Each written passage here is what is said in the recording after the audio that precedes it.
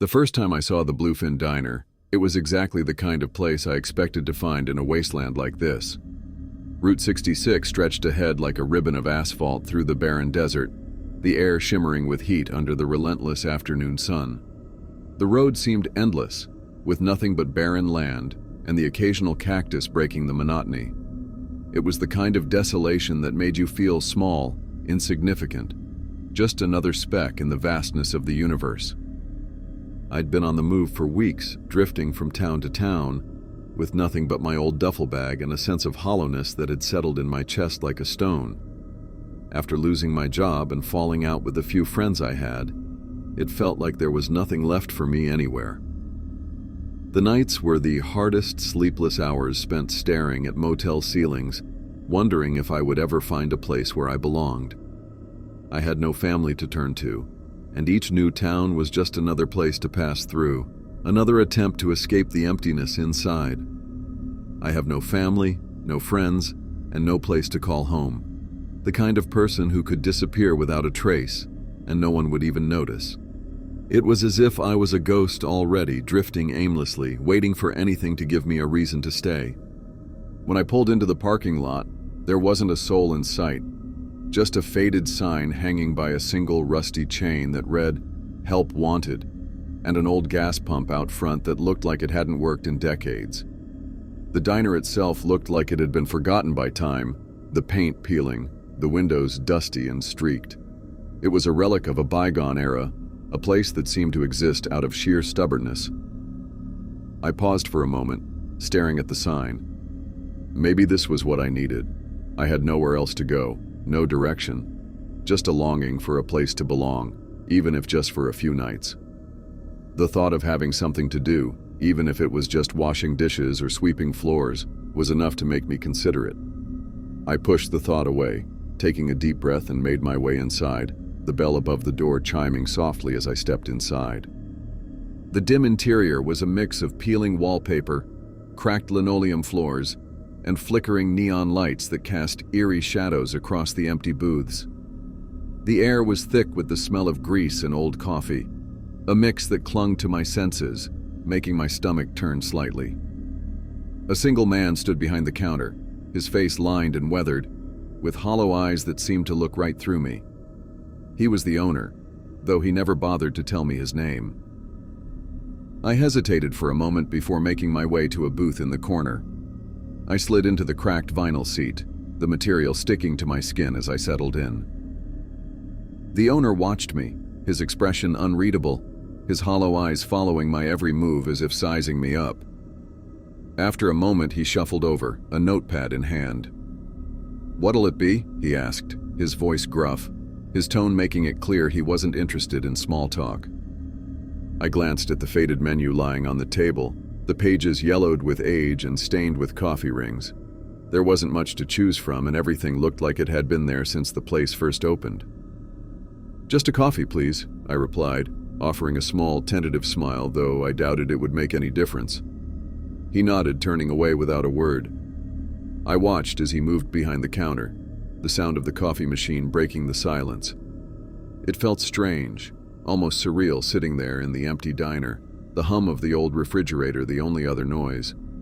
The neon sign outside flickered, casting brief flashes of red and blue across the room, adding to the sense of unease that seemed to permeate the place.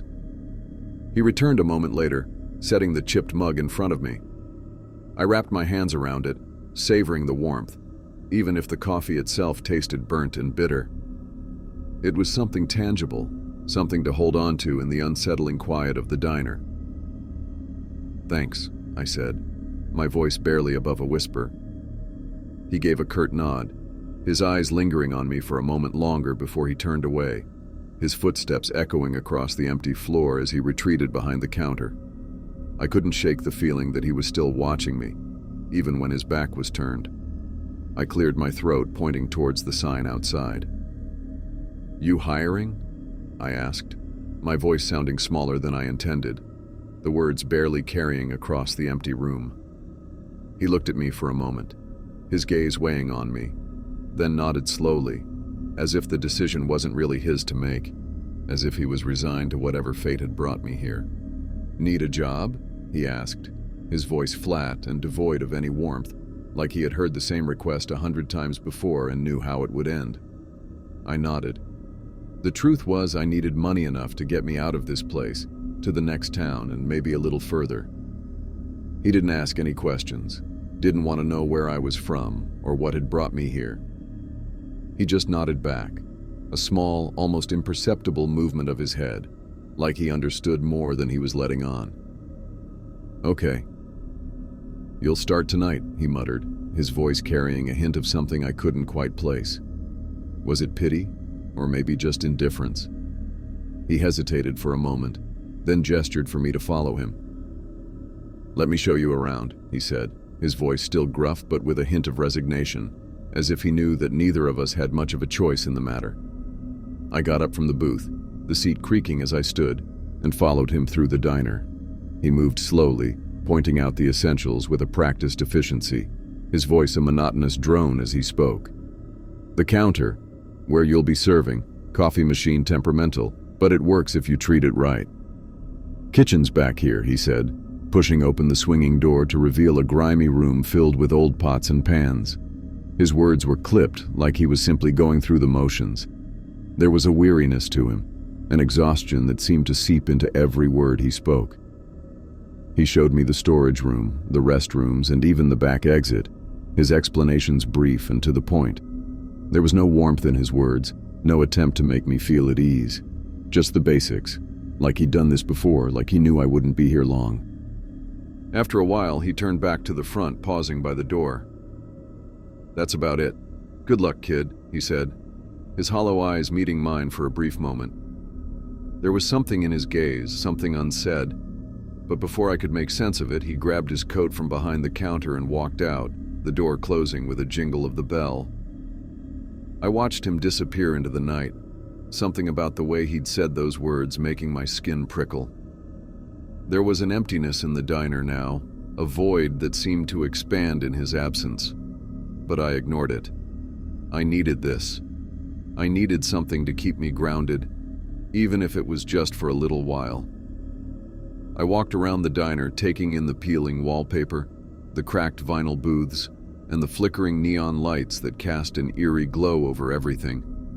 There was something unsettling about the place, something that felt wrong, though I couldn't quite put my finger on it. Maybe it was just the isolation, the sense of being completely cut off from the rest of the world.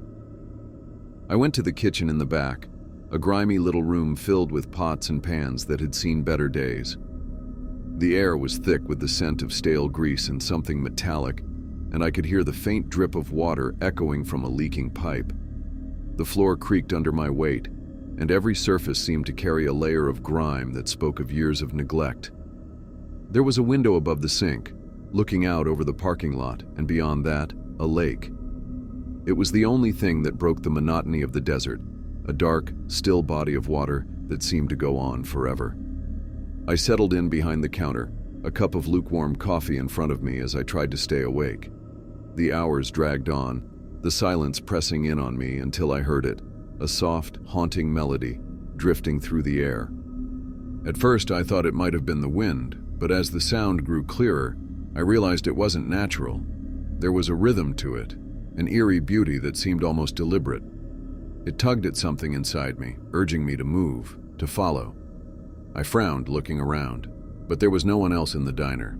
The sound seemed to be coming from outside, from the direction of the lake. I glanced out the window, catching a glimpse of the dark water. The lake lay still, its surface unnaturally smooth, reflecting the pale light of the moon. It looked almost lifeless, an expanse of inky black that seemed to swallow all light and sound. There was something about it that made my skin crawl, a sense of wrongness that I couldn't quite shake. I shook my head, trying to ignore it, but the melody grew louder, more insistent, until I found myself standing up, my feet moving almost as if they had a mind of their own. It was as if the sound was pulling me, dragging me towards the door, and I felt an overwhelming urge to step outside and find its source. I walked to the door, my hand reaching for the handle, when something caught my eye. A crumpled note, stuffed inside the lining of one of the cracked vinyl booth seats. the tear just big enough to hide it. The paper was creased, torn at the edges, and in scrawled handwriting it read, "Do not, under any circumstances, go near the lake. If you see wet footprints leading from the lake to the diner, clean them immediately with hot water. If you hear scratching on the windows, keep your eyes on your work. The diner lights must remain dim but never off." I looked back at the door, the melody still calling to me, but I forced myself to step back, to sit down. I couldn't explain it, but something about the note felt true. The note was unsigned, but I felt a chill run down my spine as I read it. The old man hadn't mentioned any of this. As I looked at the stains, the smudges of dark red that could only be blood, I felt something twist inside me. A sense that this wasn't just some elaborate joke. As dawn broke, I saw the owner return, his hollow eyes glancing at me without a word. He looked more tired than before, his gaze lingering on me for a moment longer than seemed necessary. He didn't ask if I'd heard anything, didn't seem to care how my shift went. I watched him for a moment, wondering what secrets lay behind those tired eyes, before returning to my car to try and get some sleep. Exhaustion weighed heavy on me, but sleep was elusive. When I finally dozed off, I dreamed I was drowning in the nearby lake, the dark water wrapping around me, pulling me under while the haunting melody echoed all around, muffled and relentless. I jolted awake, my heart pounding, the fear lingering even as I tried to shake it off. It wasn't much, but it was all I had. A few hours of uneasy rest before the next night began. I found an old, half-stale sandwich that tasted like cardboard and washed it down with a cup of coffee so bitter it almost made me gag. I forced it down anyway, needing the energy. The next night was different. I was wiping down the counter, the old man gone home for the night, leaving me alone in the dimly lit diner. The air was thick, the oppressive silence broken only by the faint buzz of the flickering neon sign outside. It was almost 1 a.m, and the road outside was empty. Nothing but darkness stretching into oblivion. The hum of the old refrigerator seemed to grow louder in the quiet, a low, unsettling drone that made the hairs on my neck stand on end. I could hear the occasional creak of the building settling, the soft rustle of something brushing against the outside walls, maybe the wind or maybe something else. The air felt colder now, the chill creeping in, making me shiver. I decided to take a break from the unnerving quiet and clean the restrooms. I grabbed a rag and some cleaning supplies and made my way to the back. The restrooms were just as grimy as the rest of the diner, the tiles cracked and stained, the mirror above the sink coated in a layer of grime that made my reflection look ghostly. I scrubbed at the sink and wiped down the counters, trying to ignore the growing sense of unease that seemed to be pressing in on me. The sound of dripping water echoed off the walls, each drop seeming louder than the last. When I finally finished, I took a deep breath and made my way back to the front of the diner. But as soon as I stepped out of the restroom, my heart froze. There, on the floor, were wet footprints. I dropped the rag I was holding, the sound of it hitting the ground barely registering in my ears. The footprints led from the door, across the diner floor, and toward the counter where I stood. They were elongated, almost human, but not quite, with webbed impressions that suggested something unnatural. My heart pounded as I backed away, my eyes tracing the eerie shape, each step seeming deliberate, as if whatever made them had been searching for me. I remembered the second rule: clean them immediately with hot water. My heart pounded in my chest as I rushed to the back, my footsteps echoing through the empty diner. I fumbled with the bucket, my hands trembling as I turned on the tap, the hot water rushing out and steaming up in the cold air of the kitchen. Every second felt like an eternity, the feeling of something closing in on me growing stronger. I could almost sense eyes watching, waiting. I filled the bucket to the brim, the hot water scalding my hands as I picked it up, my grip shaky. As I hurried back to the front, my nerves got the best of me. I stumbled, the bucket slipping from my grip, hot water sloshing over the sides and splashing across the floor. Panic surged through me, my breath catching in my throat as I scrambled to pick it up. The scalding water burned my hands, but I barely felt the pain. My only focus was on those wet footprints. They were growing darker, spreading across the floor like an ink stain. each print more defined, more deliberate. It was as if whatever had made them was gaining strength, its presence becoming more real, more solid. I grabbed the rag, my hands trembling as I dipped it into the bucket and began scrubbing at the prints. The hot water steamed as it hit the floor, the vapor rising around me like a fog. I swore I heard something, a hiss, low and menacing, like the sound of steam escaping from a valve. It was followed by a whisper, faint but unmistakable, as if something was speaking to me, taunting me. I scrubbed harder, my breath coming in ragged gasps, the fear clawing at my insides. The footprints slowly began to fade, the dark impressions dissolving under the hot water. But the feeling of being watched only grew stronger. My eyes darted to the windows, half expecting to see something staring back at me. But there was nothing. Only darkness and my own reflection, pale and terrified.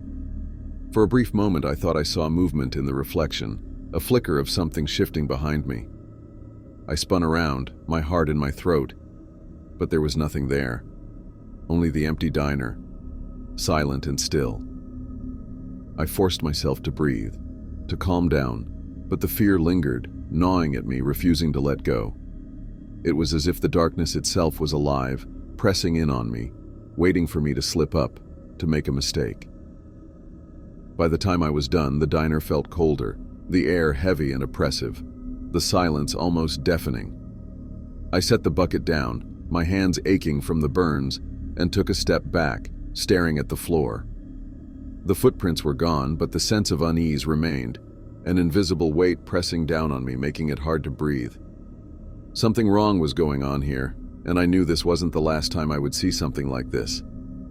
I glanced at the windows, half expecting to see something staring back at me, but there was nothing. Just darkness and my own reflection, pale and frightened. For a brief moment I thought I saw movement in the reflection, a flicker of something shifting behind me, but when I turned, there was nothing there. I forced myself to breathe, to calm down, but the fear lingered, gnawing at me. When the owner came in to begin his shift, I told him about the strange things that had been happening, the footprints, the whispers, the movement in the reflection. He listened with an expression that seemed almost indifferent, his eyes tired and hollow. When I finished, he let out a long sigh and shook his head. "You're just tired," he said dismissively, his voice flat. "Working nights can mess with your mind. You start imagining things, seeing things that aren't there." He gave me a half-hearted smile that didn't reach his eyes. "Get some rest. You'll feel better." His response left me feeling uneasy, like he knew more than he was letting on. There was something in the way he spoke, the way he avoided my gaze, that made my skin crawl. But I nodded, forcing a smile, pretending to believe him. Deep down, I knew what I had experienced wasn't just in my head.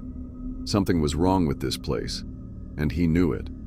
I told him that I was only staying for this night and expected to get paid tomorrow morning so I could leave. He gave me a strange look, then smirked, his eyes cold. "Sure, kid," he said, his voice dripping with something I couldn't quite place. "Tonight will be your last night." I tried to rest during the day, catching whatever sleep I could. It wasn't much, if someone could even call it sleep, but it was just enough to get me through the final night. The following night brought a darker, heavier atmosphere to the diner. Shadows pooled in every corner, stretching long across the floors, as if something unseen was lurking within them. I held my breath, the silence thick, waiting for the familiar yet dreadful sounds that had haunted my nights here. Suddenly the jukebox crackled to life without warning, spilling out a warped, haunting melody that didn't belong in this world. The song was unrecognizable, distorted, echoed off the walls, grating against my mind like nails on a chalkboard. I rushed toward it, fingers fumbling over the buttons, desperate to shut it off. But the buttons wouldn't respond, as if they were locked in place. No matter what I did, the music only grew louder, more chaotic, each dissonant note stabbing through my head, making it impossible to think. It was as if the jukebox itself was alive, feeding off my fear. Then I heard it. It started soft, almost like a gentle brush against the glass, but I knew better. I knew it meant that something was out there, something dangerous, something that had found me and wasn't going to leave until it got what it wanted. The scraping grew louder, more insistent, and with each drag of a nail against the window pane, I could feel the weight of something, waiting. Rule 3 echoed in my mind. If you hear scratching on the windows, keep your eyes on your work. Swallowing hard, I forced myself to stare at the counter, at the dishes I was drying, moving my hands in a mindless rhythm to keep myself grounded. My pulse thundered in my ears, but I kept my gaze fixed, my fingers clutching the plates tightly, as though they were my lifeline. The scratching continued, scraping deeper into the glass with each pass, filling the silence with a maddening rhythm. The jukebox went quiet just as abruptly as it had started, and the scratching stopped. The diner fell silent, but I knew the danger hadn't passed. I let out a slow, shaky breath, my heart still racing. And then, out of the corner of my eye, I saw it. A figure stood by the window, tall and gaunt, with matted hair falling over a face that was half hidden in shadow, except for its eyes. Those eyes gleamed through the glass, piercing, like they could see straight through me. Its lips curved into a cruel smile, revealing teeth jagged and sharp, too sharp, as if they were meant to tear through something soft and fragile. My hands trembled as I clutched the counter, fighting the urge to look, to meet those eyes. But I could feel it calling me, its voice slithering into my mind like a twisted lullaby, a hum that carried with it the weight of everything I'd tried to escape. The creature knew me. It whispered my name, my secrets, my regrets, each word laced with venom, each syllable pulling me closer to the breaking point. Just as I felt myself slipping, the door burst open, slamming against the wall with a force that snapped me back to reality. The old man stood there, his eyes wild, his face twisted in terror. He looked at me, and in that moment, I saw more fear in him than I had ever seen in anyone. His voice trembled as he spoke. "Sorry, kid," he whispered, his words thick with guilt. "You weren't supposed to make it this far." Before I could react, he strode toward the window, his hands shaking as he reached for the latch. My heart sank, fear twisting in my gut as I realized what was happening. He was letting it inside. 1,000 thoughts raced through my mind. Why was he doing this? And what would happen if he succeeded? The sense of betrayal and desperation made my pulse quicken, and I felt utterly powerless, my feet glued to the floor as the horror unfolded in front of me. As the old man's trembling fingers fumbled with the latch, the creature's grin widened, its sharp teeth glinting as though it could already taste what was to come. I took a step back, dread coiling in my gut, every fiber of my being screaming at me to run. But I couldn't move, my legs frozen in place as the man turned back to me, his face hollow and filled with a strange mix of desperation and surrender. "I didn't want this," he murmured, his voice barely a whisper, as if trying to convince himself more than me. But I had no choice. It keeps her satisfied and it keeps me safe. He swallowed, his voice dropping to a ragged whisper. But it's never enough. The horror of his words crashed over me. I was just one more in a long line of sacrifices, lured here to save his miserable life. The disgust was overwhelming, but there was no time to think. Behind him, the creature's fingers curled over the window frame, long and dripping with a dark, murky substance that trailed down the glass like ink. A rush of panic surged through me. I had to stop him, to prevent whatever horror was clawing its way into the diner. Desperate, I charged at the old man, my body colliding with his as I tried to stop him from opening the window. He grunted, his eyes flashing with a wild fury as he shoved me back. "You don't understand," he shouted, his voice cracking, filled with both fear and anger. He lunged at me, his hands outstretched, trying to pin me down for the creature that was now moving steadily towards us. We struggled, our bodies crashing into tables and chairs, the metal legs scraping loudly against the floor. His hands wrapped around my wrists, his strength surprising for someone who looked so frail. I could feel his nails digging into my skin, his breath hot and ragged against my face. My heart thundered in my chest as I glanced over his shoulder. The creature was inside now, its twisted form moving with a sickening fluidity, its pale skin glistening, its mouth stretched wide, revealing rows of razor-sharp teeth. With a surge of adrenaline, I twisted my body, managing to free one hand. My fingers scrambled across the counter until they closed around something cold and metallic. A kitchen knife. Without thinking, I plunged it into the old man's side. He let out a choked gasp, his grip loosening as his eyes widened in shock and pain. I pushed him away from me, his body stumbling backward, directly towards the creature. The creature's eyes gleamed with a predatory hunger as it reached out, its long, wet fingers wrapping around the old man's shoulders. He barely had time to scream before the creature sank its teeth into his neck, the sharp fangs tearing through flesh with a sickening crunch. His body went rigid, his eyes wide with terror as the creature dragged him down, its teeth still embedded in his neck. I could see the blood trailing behind them, dark and slick, leaving a gruesome path as it pulled him closer to the open window. His screams echoed through the diner, a desperate, haunting sound that sent shivers down my spine.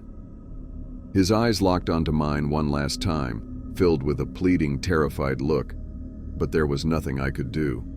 He was beyond saving. They reached the window, and with a final, jerking motion, the creature dragged him into the shadows outside. The old man's screams were cut off abruptly, leaving only the sound of the creature's rasping breath and the faint crunch of his body being pulled over the gravel outside. I couldn't move, couldn't breathe. My heart hammered as I listened to the horrible, wet sounds fading into the distance. Without looking back, I turned and ran, my footsteps pounding against the linoleum as I burst through the front door and into the cool night air. Outside, the world was still and silent, a stark contrast to the chaos I had left behind. The cold air bit into my skin, grounding me as I staggered forward, trying to shake the horrifying images from my mind. I kept walking, my steps unsteady, my heart still pounding. I started the car and floored it. I had survived, but I knew I would never be the same. Her whispers would always be there, a reminder of what I had faced, of the darkness that lurked just beyond the surface of the lake.